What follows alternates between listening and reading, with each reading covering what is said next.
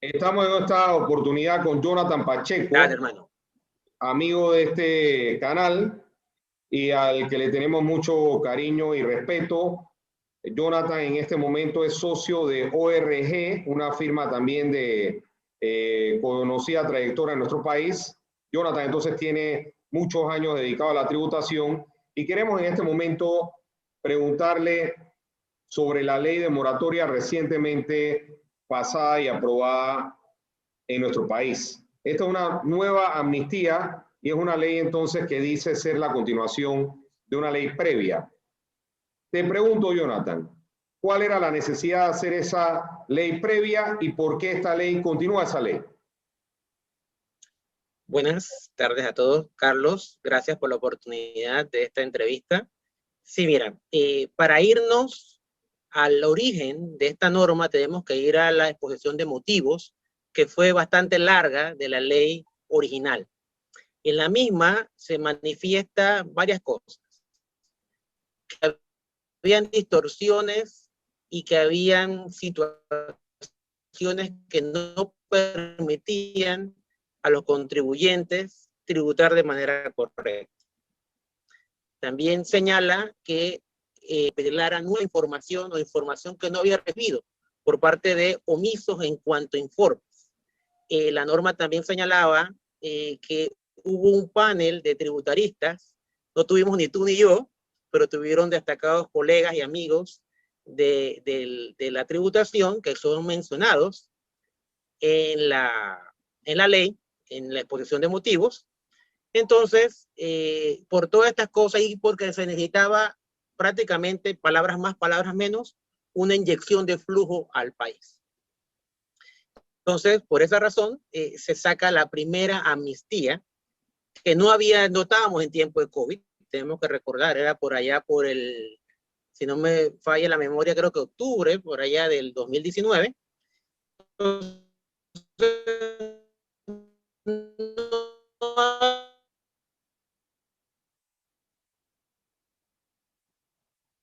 no fue por COVID, fue por temas simplemente de acción y de fisco contribuyente. Ahora, la norma habla de impuestos hasta el 31 de diciembre de 2021. Esto significa que vamos a tener una cuarentena acompañada de amnistía y un poquitito más. Ese es el entendimiento, que son hasta el 31 de enero de 2021. Correcto, son todos los tributos u obligaciones que había hasta el 31 de enero del 2021. Ahora, el primer artículo, Jonathan, dice que aplica también para las acciones de cobro que estén recurridas. Ahora, recurrir una acción puede ser reconsideración ante la DGI, pero puedo también tener la apelación ante el TAT e incluso hasta la tercera puede haber un caso por ahí dando vuelta. Eso aplica a toda esa cadena, a toda la cuestión de apelación y también a la tercera. Correcto.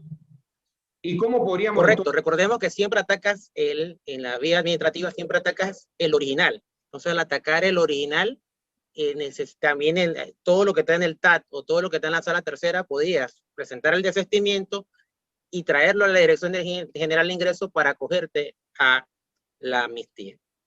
Pero, ¿cuál sería el procedimiento? Tendríamos entonces que ir a sala tercera, pedir el desistimiento allá y traerlo a la DGI, correcto, de que ya desististe del proceso. Ahora, y los tiempos a veces no dan, porque si yo desisto hoy en sala tercera, para que esos 3 magistrados me firmen que ya desistí, quizás los tiempos no sean muy inmediatos. ¿Tú has tenido experiencia de que esos tiempos a veces duran cuánto tiempo? Sí, estos tiempos demoran. Sin embargo, pensaría yo, y si tuviera la potestad de hacerlo, la Dirección General de Ingresos, con el escrito de desistimiento, debería aceptar ya que el contribuyente pague los tributos, porque el objetivo de esto es recaudar. Entonces, debería solamente con la entrada o la presentación del desistimiento, ya de una vez aceptarle al contribuyente que pueda pagar los impuestos. En el TAT sí es mucho más rápido y más, sale mucho más rápido el desistimiento, pero en la sala tercera con el escrito deberían ya aceptar. Y para efectos prácticos, lo que dice la norma es que esta extensión cobraría solamente el 15% de intereses y recargos. Eso es el entendimiento, ¿no? Correcto, y de multas adicional. Y de multas. O sea que hay un 85% que te lo están perdonando. Obviamente, el principal no te lo están perdonando, solo te están perdonando el 15%, como bien dijiste, de los intereses, recargos y multas. En el caso mío, yo me beneficié en forma muy buena por una amnistía anterior que daba una especie de posibilidad para poner una declaración de mejoras, y en mi finca es un área muy rural donde no hay plano eléctrico, no hay arquitecto. Con el tiempo uno va haciendo de manera informal cositas por ahí, establos, cositas muy sencillas, pero que la hace uno mismo. Esta norma lo que te permite es llevar una acción de notaría o una certificación de CPA también para que eso termine en el registro público. Exactamente qué efecto tiene esto. Lo llevo al registro público, lo llevo al catastro, y desde el punto de vista del impuesto inmueble me empiezan a cobrar ¿desde cuándo? Bien, muy buena pregunta, Carlos.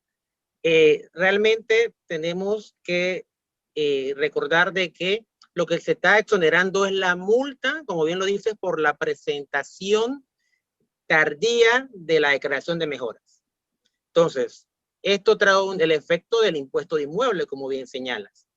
Para eso tienes que llevar, entonces, tenemos que recordar entonces la ley 66 del 2017, que es la ley que modifica el impuesto de inmueble, en la cual, si el permiso de construcción es de antes del 31 de diciembre de 2018, está vigente la ley esa 28 del 2012, donde hasta, si es habitacional, hasta 120,000, dan 20 años de exoneración, de 120,000 a 300,000 son 10 años, y más de 300,000 son 5 años. Y para todos los comerciales son 10 años.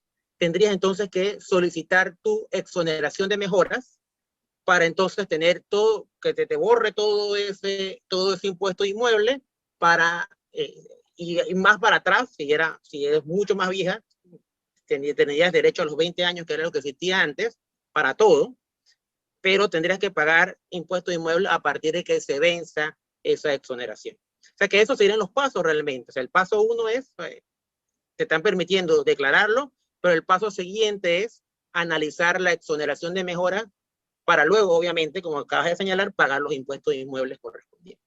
Y solamente te exonera la multa, que es lo importante. El impuesto inmueble se va a causar desde la fecha que tú le pongas la escritura de cuando sea que se haya hecho la mejora. O sea que importante saber que vas a tener que pagar a menos que haya una exoneración. En el caso de una cuestión habitacional, en algún momento vence. Y si la mejora fue hace un tiempo atrás, bueno, quizás ya venció esa exoneración. Ya venció y tendrías que pagar los impuestos inmuebles. Una cosita que se me quedó de la pregunta anterior a esta es que también se mantienen las dos modalidades, ¿no? De hacer el pago hasta el 31 de agosto del 21 sobre el 100% y poderte acoger a esta amnistía, o hacer un arreglo de pago, el cual tienes que pagar el 25% y tienes hasta el 31 de diciembre del 21 para pagar la diferencia. Eso es un temita importante de la pregunta anterior. Muy bien, esas fechas son claves. Resúmela de nuevo una vez más. Agosto. Sí, cómo no. Agosto 31 tienes para pagar el 100%. Y se te borra, como ya dijimos, pagas el 15% de los intereses, recargos y multas, y se te borra el 85% de los intereses, recargos y multas. O hacer un arreglo de pago antes del 31 de agosto, causando el 25%, y con eso te puedes ir entonces hasta el 31 de diciembre en cuotas. Muy bien. En un momento teníamos en nuestro entendimiento que ningún crédito contra el Tesoro estaba considerado como liquidado de forma definitiva, a menos que hubiera una auditoría de evolución y refrendo de la Contraloría. Eso con el Código Tributario cambió a evolución. 100,000. Había un cambio anterior, pero los primeros 100,000 podía tener una compensación sin una auditoría formal. Obviamente la DGI tampoco es que lo va a dar lo loco, pero sin la auditoría formal de devolución que conocíamos antes. Eso entonces en el artículo 81 de la ley con esta ley se está subiendo a 200.000. Correcto. ¿Qué procedimiento existe en ausencia de la... Sabemos que lo único que se quita es la auditoría de devolución formalmente hablando, pero hay otros procedimientos. ¿Cuáles son? Ok, tienes que presentar, la misma norma lo vuelve y lo repite, ¿no? Esto es un proceso automático en que, pues, vía solicitud, todas estas cosas hay que solicitarlas a la autoridad. Tú solicitas la compensación de tu crédito en impuesto para pagar otro impuesto, hasta 200.000 sin previa auditoría. Pero es vía una solicitud, un escrito normal, con poder de abogado. Recordemos que todas las solicitudes ante la Dirección General de Ingresos tienen que ir por abogado, donde tú solicitas la aplicación del crédito. Debes 20.000 en renta, pero tienes un pago adicional en otro impuesto, puedes compensar automáticamente vía una solicitud sin previa auditoría. Y eso sin, sin perjuicio de poder ceder el crédito también. También lo puedes ceder, correcto. A un tercero, correcto. Ahora, lo que también se baja con esta norma es el término de 2 años a 1 año para poder compensar ese crédito con una deuda que se tenga con el gobierno. ¿Nos podrías explicar exactamente a qué hace referencia ese artículo con esa deuda a favor, deuda en contra? Exactamente qué es eso que se baja de 2 años a 1 año. Sí, perfecto. El que en antes hablamos era cuando tú tienes una deuda con el mismo DGI dentro de la DGI y lo aplicas. Te deben, me deben, aplico. Acá lo que se baja de 2 a 1 es el otro numeral de este artículo 81, en el cual es cuando tú haces un servicio o una venta al Estado y el Estado te debe. Le vendes al MOP, le vendes al Ministerio de Educación, le vendes a la NATI o le prestas un servicio y ellos te deben. Entonces tú vas y buscas una certificación que te deben de más de 1 año, porque bajaron de 2 a 1, de tesorería, y con eso vas a la DGI, acompañado obviamente de tu solicitud, y con eso compensa. La deuda que tú tenías, que tenía el MOP te debía 200.000, y tú debes 100.000 en renta y 100.000 en TPMS y compensas. Correcto, o sea que la primera es... Yo pagué un poquito de más, quiero usar eso como crédito a un impuesto de todo por ahí o cedérselo. La otra es el gobierno me debe. Correcto. No porque yo le pagué más, sino porque le hice un servicio, le vendí un bien, lo que sea. Tengo un crédito a mi favor contra el Tesoro Nacional. Al año yo puedo considerar eso como un crédito a un impuesto a pagar. Es la lógica. Correcto. Y se bajó de 2 a 1. Y también lo puedo ceder, es el tema, ¿no? También lo puedes ceder. Muy bien. Te pregunto algo, entonces, para mi entender, es realmente confuso ese código tributario, qué es lo que está vigente y qué es lo que no está vigente. Yo la verdad veo que ese código tributario por ahí hace unas referencias en la norma y me es realmente complicado poder seguir a cabalidad qué cosa está vigente, qué cosa no está vigente de ese código. Tú resumiendo, ¿cómo resumirías ese enredo? Sí, mira, Carlos. Primero, para todos, esta ley de reforma, esta amnistía, incluye un nuevo artículo dentro de los artículos que están vigentes. El código, recuerden que ha seguido postergando, ahora su entrada en vigencia es el 1 de enero del 22. Podría apostar de que no va a ser la última fecha, pero hay otros artículos que sí están vigentes, que son la larga lista que ves ahí. Mi recomendación para todos aquellos que se dediquen a esto y de los que no quieran saber cuáles son los artículos que están vigentes, es que prácticamente agarren el Código de Procedimientos Tributarios y typen. Eso fue lo que yo hice.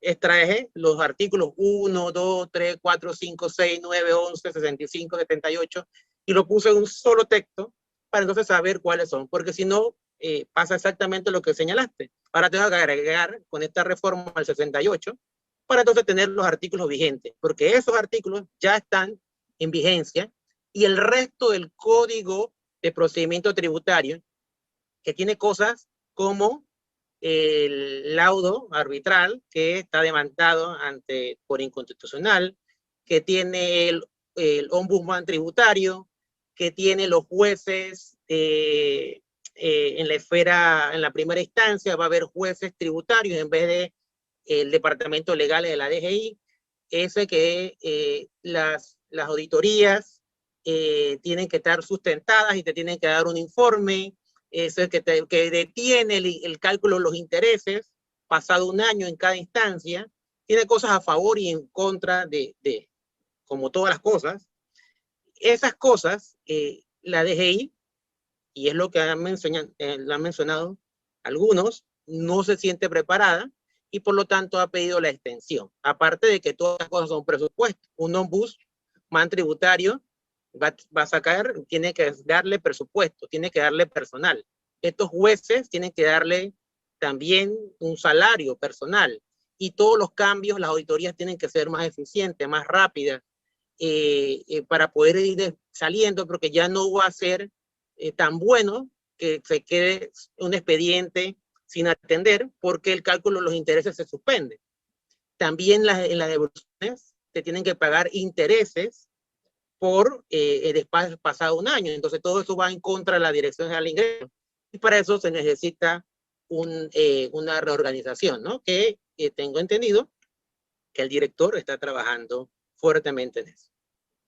Pero Jonathan, entonces para resumir, ¿está vigente del Código Tributario actual esta cuestión de la compensación? La compensación, los principios de tributarios y otros artículos más que señala ahí el último artículo, el artículo número de esta nueva ley. Pueden aprovechar para hacer el resumen que les señalé. El artículo 6 de la norma pone todos los artículos que están vigentes hoy por hoy. Muy bien. Así que quería traerlo. El público está pidiendo que hagas el listado y lo repartas para no tener nosotros que hacer eso, sino que ya tú lo hiciste. Dale, con mucho gusto te lo paso, Carlos, con mucho gusto. Muy bien. Hay otro tema ahí con 2 años también, que no tiene que ver con los 2 años de la auditoría de evolución, etcétera, sino los 2 años que en su momento existió para el plazo de la exoneración de ITBI. O sea, que el ITBI, tú no pagas el ITBI cuando es una mejora nueva en los primeros 2 años de esa mejora. Eso se levantó, evidentemente se quiere ayudar pues, al sector inmobiliario, que es evidente que tiene un exceso grande de metros cuadrados. Y lo que dice la norma ahora es que no pagas ITBI si la mejora es nueva, entendida como nunca se ha habitado. Obviamente, entiendo el razonamiento y las buenas intenciones del redactor de esto, que era quitar los 2 años, que probablemente tú puedas decir, bueno, es que ahorita mismo nadie me va a comprar, es decir, me voy a demorar mucho más de 2 años y el ITBI entonces me va a golpear. Pero te pregunto, ¿cómo pruebo que una mejora nunca se ha habitado? Bien, mira, primero que nada tenemos que recordar que en el primer discurso del señor presidente anunció esto en la norma. Y esta última norma, no tocó este tema. Esta reforma fue realizada por la ley 94 del 2019, por allá por el 23 de septiembre del 2019, cuando todavía no estábamos en pandemia. Entonces, esa norma indica que las habitacionales le dio un periodo de 5 años, o sea, lo aumentaron para no pagar ITBI. Pero ¿cuáles son los requisitos? Que sean viviendas nuevas cuyo permiso de construcción se haya pedido dentro del periodo comprendido entre el 1 de julio de 2016 al 1 de julio de 2019, o que las viviendas cuyo permiso de ocupación, que es otra cosa, como sabemos, se haya pedido antes del 1 de julio del 2022. Eso es para las viviendas. Pero para mi sorpresa, y me di cuenta dando clase casualmente, fue que las comerciales se eliminó. Entonces, si tú vas a una mejora comercial que se venda, ojalá sea nueva, perdió el derecho de los 2 años que tenía antes de esta ley 94 del 2019. O sea, que las comerciales ya no tienen beneficio, solamente el beneficio la tienen las de las viviendas. Muy bien, eso tiene lógica, eso tiene, ok, está bien. Cosa de que no vas a pagar el 2% en viviendas, en cuestiones comerciales sí tienes el 2% de ITBI, sin importar fecha de permiso de construcción, fecha de permiso de ocupación. Pero te pregunto algo, a un tema que me llama la atención. ¿cómo yo puedo probar que una mejora nunca se habitó? Por el otro medio de prueba era permiso de construcción, permiso de ocupación. Pero habitación es muy difícil poder probar que algo nunca se habitó. Sí, bueno, que nunca se habitó, realmente siempre se van es por el tema de primera venta. O sea que es difícil, como bien señalas, que se pueda probar que se habitó o no se habitó.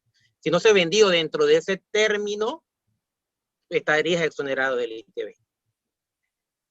Jonathan, yo entendí del artículo 8 que te van a dar una exención de los recargos e intereses dentro de los 4 meses posteriores a la entrada en vigencia de la ley si tú facturas menos de 2.5 millones. ¿Esto es cierto o qué cosa debemos tener o mirar con un grano de sal cuando leemos ese artículo 8? Bien, este artículo 8, primero que nada, Carlos, te hago una pequeña precisión, no es sobre el total de ingresos, es sobre la renta bruta, así que puede ser mucho más. Puede ser mucho más. Entonces, y en otras palabras, la tarifa del impuesto sobre la renta para este tipo de empresas pudiera pasar de 25 a 20% para este periodo fiscal 2020 y subestimada. ¿Qué consideraciones hay? Que tú tienes que pagarlo todo dentro de 4 meses. Vuelvo y repito, tienes que pagarlo todo dentro de 4 meses. Recordamos que esta norma, para toda la norma, tuvo un efecto que llamamos los abogados vacatio ley de 15 días. Y para el artículo 9 de 3 meses. Entonces, esta situación, ¿qué nos dice? ¿Y qué dice la norma? Que tú tienes que pagar la renta causada y estimada. Entonces, no pone o, pone y. Al poner y, desde mi concepto, puedo estar equivocado. Ojalá, son las cosas que uno a veces quisiera estar equivocado. Vas a tener que pagar ambas cosas dentro de 4 meses para que ambas cosas tengan el 5% de descuento. Sí, sí. Por esa razón es que yo pienso que el vacatio ley que tuvo el artículo 9, que nada tiene que ver, ni necesitaba un espacio de tiempo tan largo, porque hablaba de inmueble, realmente hay un error en la ley y debió haber dicho artículo 8 en vez de 9.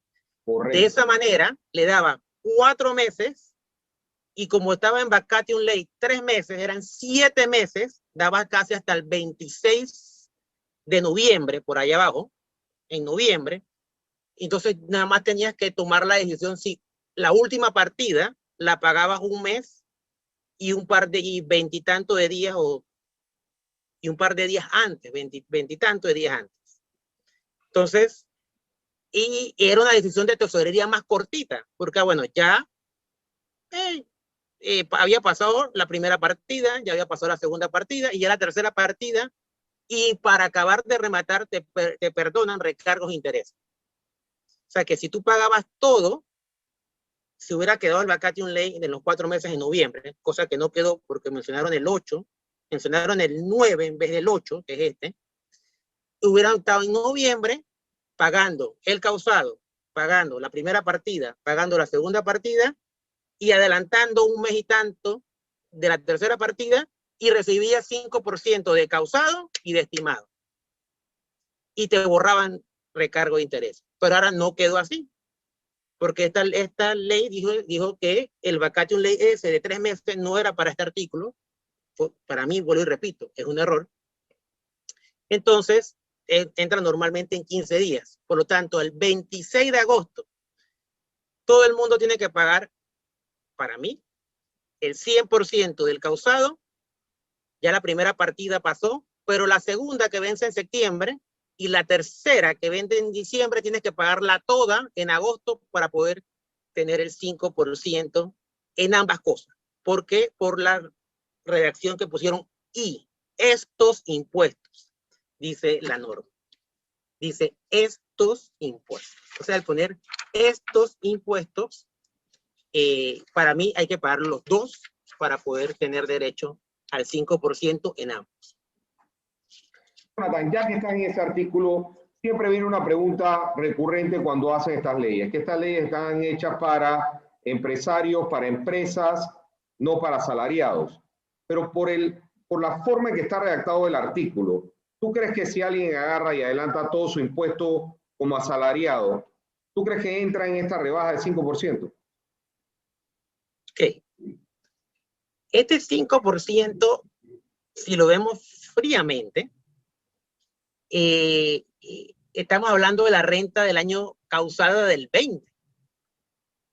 Entonces, si alguien, ya eso ya lo cumplió, porque se lo retuvieron en la fuente.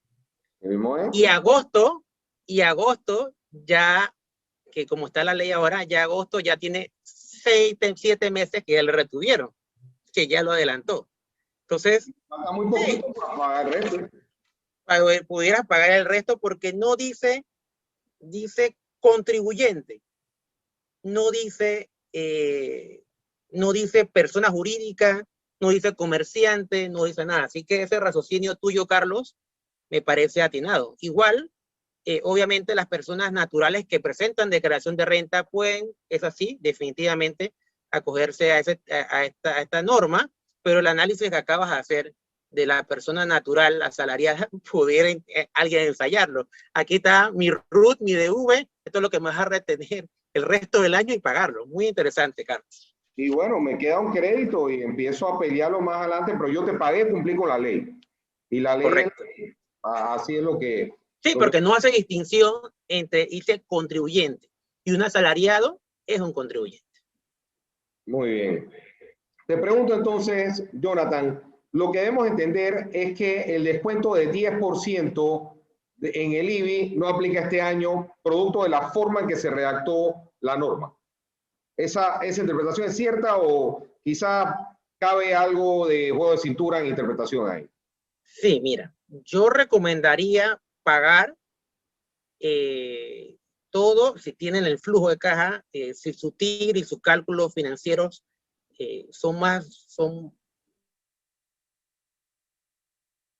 acogerse al descuento. O sea, cada flujo, cada persona sabe cuánto le cuesta el dinero. Algunos pueden decir, no, yo hago más plata teniendo eso de mi lado y lo pago en las partidas que corresponden, pero aquel que le salga los números favorables, yo recomendaría pagarlo ante el 30 de abril.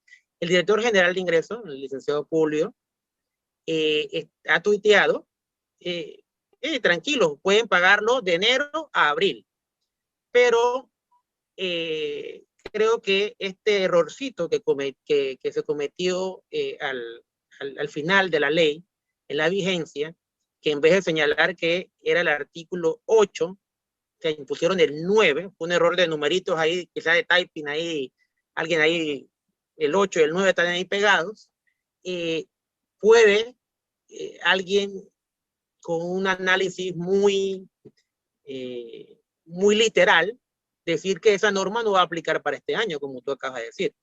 Pero creo que no es la intención. Y me parece que es lo correcto hacer una modificación a este artículo. No se puede modificar por estilo, tendrían que pasar una nueva legislatura, los 3 debates, pero definitivamente que no fue la intención, porque claramente el director está diciendo que sí va a aplicar para este año. Me parece que más fue un error ahí de entre el 8 y el 9 en el typing. Y Jonathan, este artículo, nada más para entenderlo, es permanente, es decir, tenemos esto en el tiempo, no es de esta moratoria, sino que ya va a ser un descuento permanente aquí en adelante. Hasta que sea modificado, porque pusieron parágrafo, no pusieron parágrafo transitorio, que para el año 20, no mencionaron, o para el año 21, no, lo pusieron permanente. Ahora, en cuanto a los formularios, evidentemente estas cosas son accesorias a lo que parecía principal, que era la amnistía, ya son cosas incluso permanentes, pero para esta cosa muy puntual de la amnistía, los formularios que entran dentro de la amnistía, ¿son todos o hay alguno que se queda fuera de la lista de formularios sujetos a esta amnistía? Sí, al hacer la comparación de la amnistía original con la amnistía actual, el que no solamente lo dejan por fuera, sino que mencionan que no entra, es el informe de precio de transferencia. O sea, ya el que aprovechó la vez pasada, lo pudo aprovechar, ya esta vez no entrarán los informes de precio de transferencia. También dejaron por fuera uno de CEN, no sé si recordarás que para ese tiempo estaba el formulario recién hecho y bueno, lo incluyeron ahí, que es la declaración de renta nueva que hay para ellos, porque ellos tributan de manera diferente, como sabes, y este también lo eliminaron. Pero también dejaron la muletilla, esa famosa, que cualquier otro informe, entonces, que sea requerido. Pero para asegurarse que el informe de precio de transferencia no entrara, dejaron claramente establecido de que menos el informe de precio de transferencia. Entonces, una vez que yo presento ese formulario, el beneficio que me da la amnistía se limita a qué cosa. Bien, bien. Aquí también hay dos tiempos, como hace un momento con el arreglo de pago. Yo he recibido, me imagino que tú también, Carlos, clientes que me han dicho, ¿cómo voy a presentar el informe si estaba cerrado? Mi empresa estaba cerrada y yo no iba por la oficina, tenía todos los papeles en la oficina, no podía presentarlo. Y no quisieron hacer ninguna vuelta arriesgándose ni nada. Porque tenías que arriesgarte, podía el policía cogerte preso, todo lo demás. Porque estábamos encerrados. Entonces no lo presentaron. Llegan después de todo este tiempo y presentan, viene y ¡pap! Cae la multa. $1,000 de informe de compra, por ejemplo. Entonces hay dos tiempos.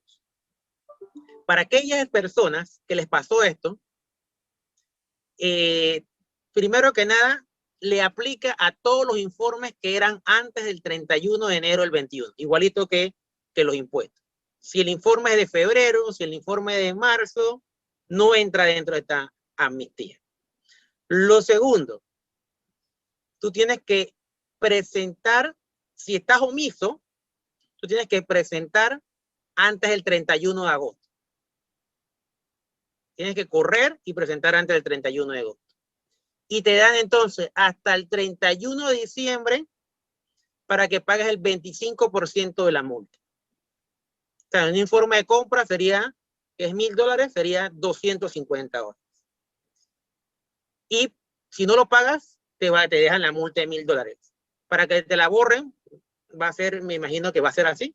Tú pagas tus $250 y el sistema automáticamente te lo pone en cero porque te crea un crédito de 750. Pero ¿qué pasa con aquellos que antes estábamos hablando que presentaron? Toda esta gente que presentó porque estaban encerrados, no pudieron. La ley también les dice, ellos no tienen que presentar antes de ninguna fecha porque ya está presentado.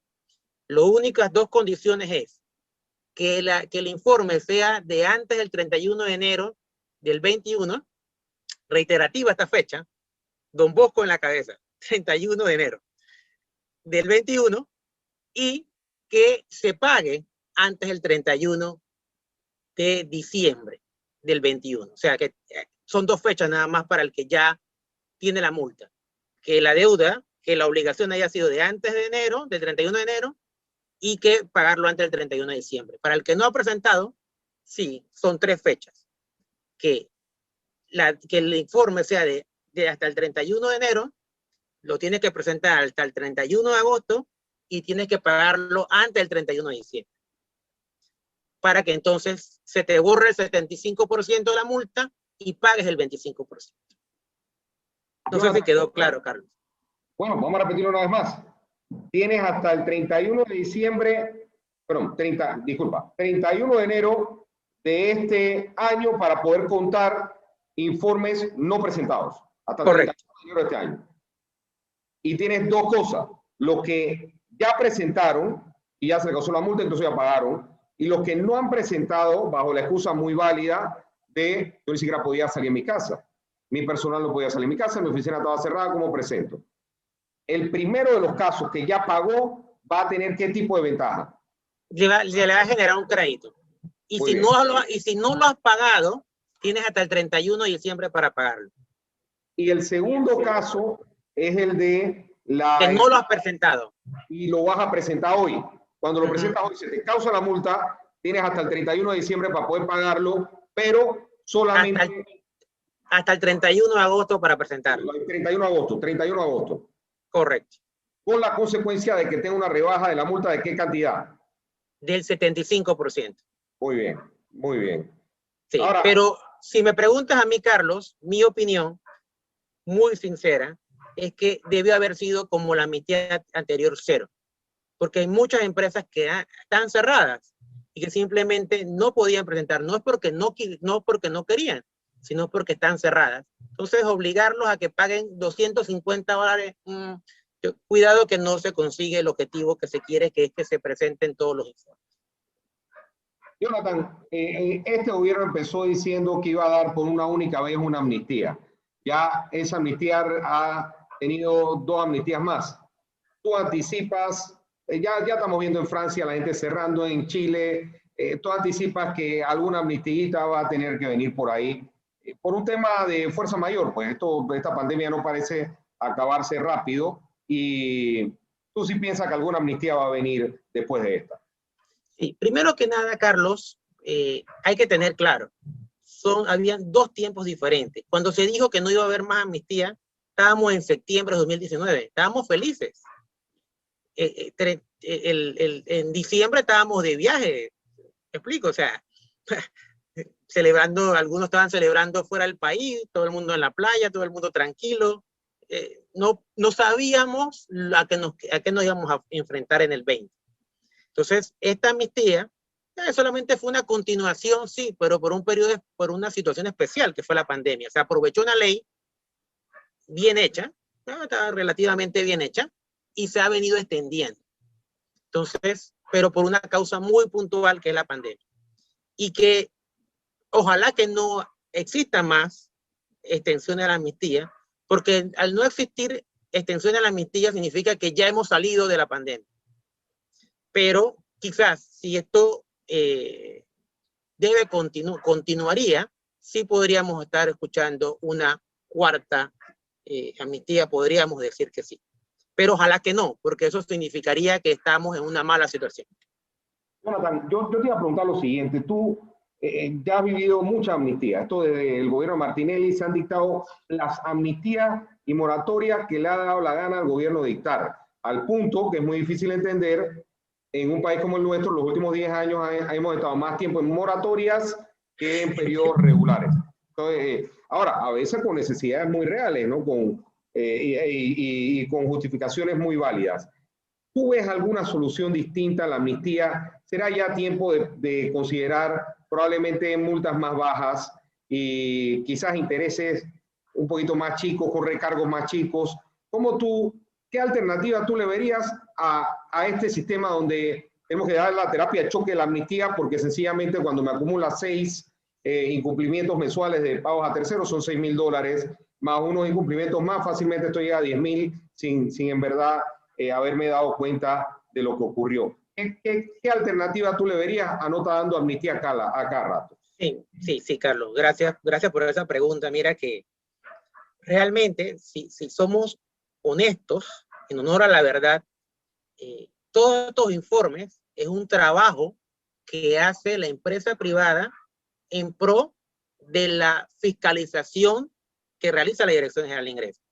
Porque nosotros alimentamos la base de datos para que ellos puedan realizar los cruces a terceros. Entonces, está bien, las multas tampoco que sean tan ridículas como eran de 100 de antes, pero creo que se nos fue un poco la mano en pollo, y si no me falla la memoria, Carlos, y tú me ayudarás, fue con la ley 6 de 2005, donde le agregaron un 0 nada más, y quedaron en 1,000. O sea, esas multas son demasiado altas. Una multa, como dijiste, un año que a alguien se le fue el informe de compras y no se da cuenta hasta que llega el auditor o el experto tributario y te dice que el año le aplicaba informe de compra, que son $12,000. $12,000 más que el impuesto que cualquier persona. Entonces, para mí, coincido contigo, Carlos, que deberían reducirse. La multa máxima debería ser $200, $250, a lo sumo. No quizás retomar los 100 de antes. ¿Por qué? Porque es información que alimenta y así nosotros, los del sector privado, que ayudamos a la Dirección General de Ingresos, cuando hacemos un diagnóstico, una revisión, le decimos al cliente, presenta tus 12 informes de compra. $100, $1,200. Está bien, lo presento. Tú, Carlos, facturas por hacerlos, los 12, ayuda a tu cliente, lo presentas y tu cliente queda bien. Pero cuando uno le dice al cliente, tienes que presentar los 12. Ok, dice el dueño, ¿cuánto es? Pues tú le dices $12,000, el tipo le da un colapso. Entonces, yo creo que ya es hora de poner multas más razonables para poder a estimular que se presenten todos estos informes.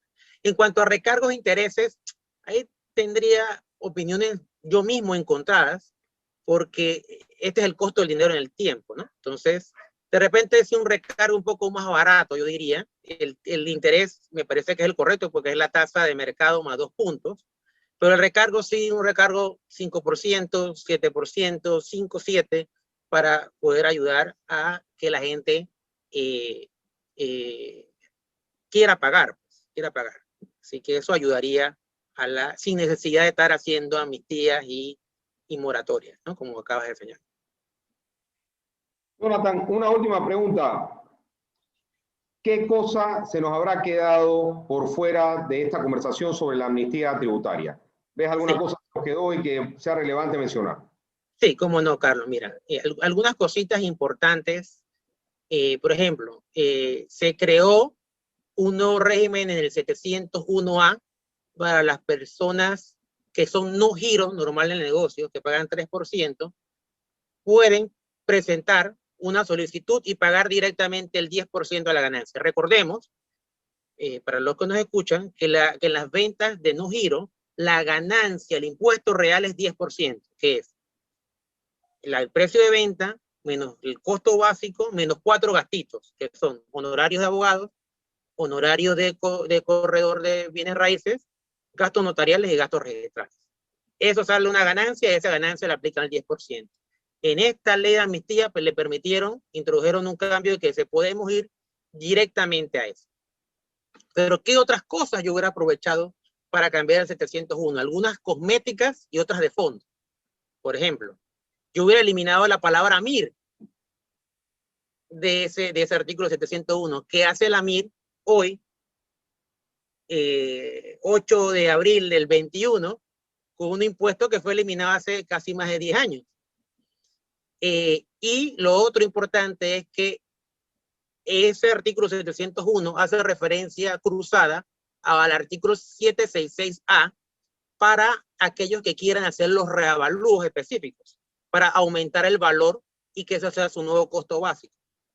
Pero tenemos que recordar que el 766A fue modificado por la ley 66 del 2017, la ley de inmuebles, y ya ese artículo no tiene los pasos para hacer ese avalúo. O sea que el artículo 701 me manda a ver otro artículo que ya no cuenta con los requisitos para hacer el avalúo.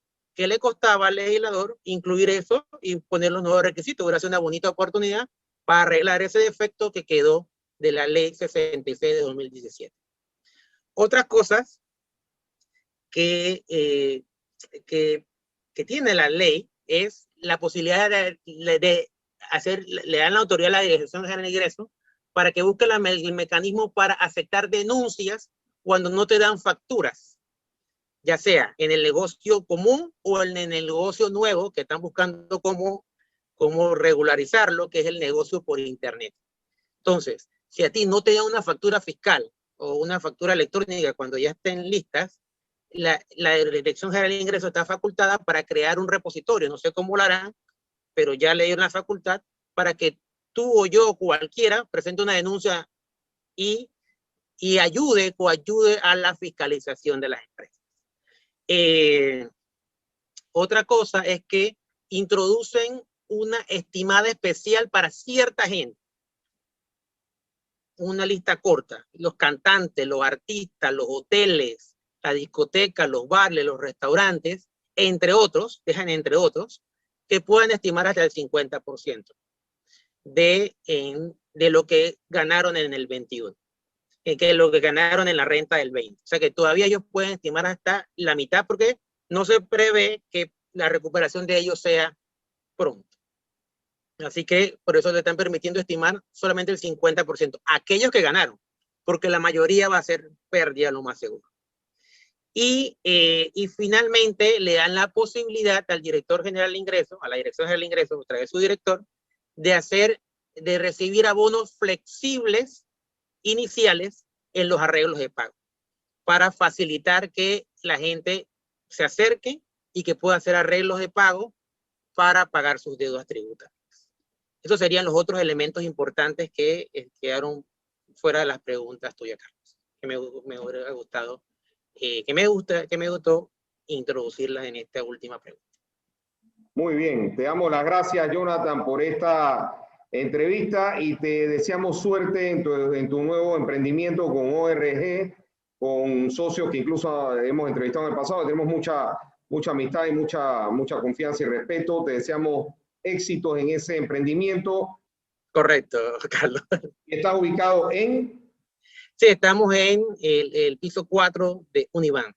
Muy bien, muy bien. Avenida Balboa. Alineal, que es una asociación. Alineal Global. De contadores. Alineal Global es el nombre, Alineal Global. Muy bien, te damos las gracias, Jonathan, y te deseamos éxitos nuevamente en el emprendimiento. Gracias, Carlos. Saludos a todos.